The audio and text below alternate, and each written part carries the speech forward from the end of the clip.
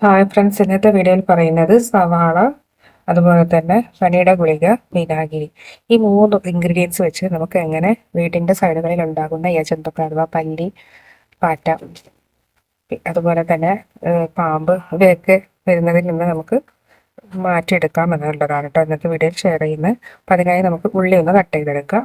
അപ്പോൾ ആ ഉള്ളി ചെറുതായി ഞാൻ കട്ട് ചെയ്തെടുത്തിട്ടുണ്ട്. വളരെ നൈസായിട്ട് കട്ട് ചെയ്തെടുക്കാൻ ശ്രദ്ധിക്കുക. ഞാൻ ഉള്ളി ഒരു ഹാഫ് ഉള്ളിയായിട്ട് എടുത്തിട്ടുള്ളത്. ഇനി ഇതിലേക്ക് നമുക്ക് ഒരു പനിയുടെ ഗുളിക പൊടിച്ചിടാം. വേണമെങ്കിൽ നമുക്ക് ഒരു കർപ്പൂരം വേണമെങ്കിൽ അതും കൂടി പൊടിച്ചിടുകയാണെങ്കിൽ കുറച്ചും കൂടി എഫക്റ്റ് ആയിരിക്കും കേട്ടോ. അപ്പോൾ കയ്യിൽ കർപ്പൂരം ഇല്ലാത്തതുകൊണ്ട് ഞാൻ പനിയുടെ ഗുളിക മാത്രമാണ് പൊടിച്ചിടുന്നത്. അപ്പോൾ ഞാനത് പനിയുടെ ഗുളിക അതിലേക്ക് ഇടുന്നുണ്ട്. ഇത് തലേന്ന് ദിവസമാണ് നമ്മളിത് ചെയ്യുന്നുണ്ടെങ്കിൽ ഇത് പൊടിച്ചിടേണ്ട ആവശ്യമില്ല. കാരണം ഇത് പിറ്റേത്തെ ദിവസം ആകുമ്പോഴത്തേക്ക് നന്നായി ഇതിൽ മിക്സ് ആയിക്കോളൂ കേട്ടോ. അപ്പോൾ ഇത് അപ്പം തന്നെ ചെയ്യേണ്ട ഒരു കാര്യമാണെങ്കിൽ മാത്രം ഇത് പൊടിച്ചിട്ടാൽ മതി. പക്ഷെ കുറച്ചും കൂടി കൂടുതൽ റിസൾട്ട് കിട്ടണമെങ്കിൽ ഇത് തലേ ദിവസം ചെയ്തിട്ട് പിറ്റേ ദിവസം ഒഴിച്ച് കൊടുക്കുമ്പോഴായിരിക്കും കൂടുതൽ റിസൾട്ട് കിട്ടുക. അപ്പോൾ അത് ജസ്റ്റ് നിങ്ങൾക്ക് ഒന്ന് കാണിച്ചു തരാം. അപ്പോൾ അത് ഞാനൊന്ന് പൊടിച്ചു കൊടുക്കുന്നുണ്ട്.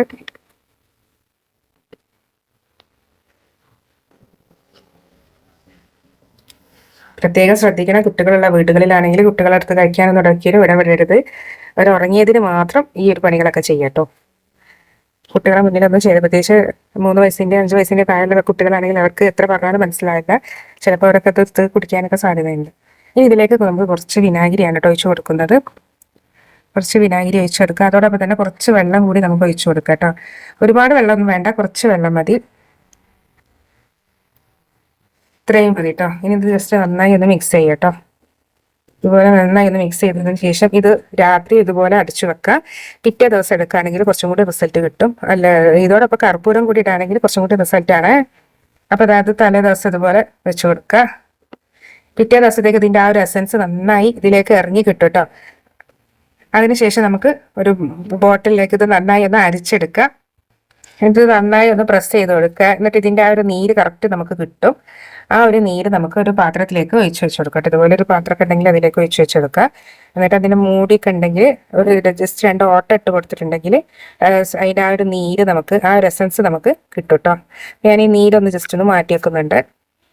അപ്പോൾ ഞാനതിൻ്റെ ഈ ഒരു നീര് ഇതിലേക്ക് ഒഴിച്ച് കൊടുക്കുന്നുണ്ട്.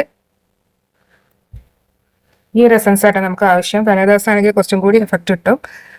ഈ ഒരു എസൻസ് നമുക്ക് ഏതൊക്കെ ഭാഗങ്ങളിലാണ് ഉള്ളതെന്ന് വെച്ചാൽ നമുക്ക് ആവശ്യാനുസരണം കൂടുതൽ വേണമെങ്കിൽ കൂടുതൽ ഉണ്ടാക്കി ആ ഭാഗങ്ങളിലൊക്കെ സ്പ്രെഡ് ചെയ്ത് കൊടുക്കുകയാണെങ്കിൽ പല്ലിയുടെയും ഈ ജന്തുക്കളെയൊക്കെ ശല്യം മാറിക്കിട്ടും കേട്ടോ. ഉള്ളിയുടെ എസൻസ് പ്രത്യേകിച്ച് ഭയങ്കര സ്മെല്ലാണ്.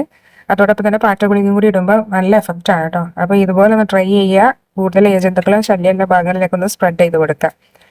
ആഴ്ചയിൽ 2-3 വട്ടം ഇങ്ങനെ ചെയ്ത് കൊടുക്കുകയാണെങ്കിൽ കുറേയൊക്കെ നമുക്ക് മാറ്റം കിട്ടും.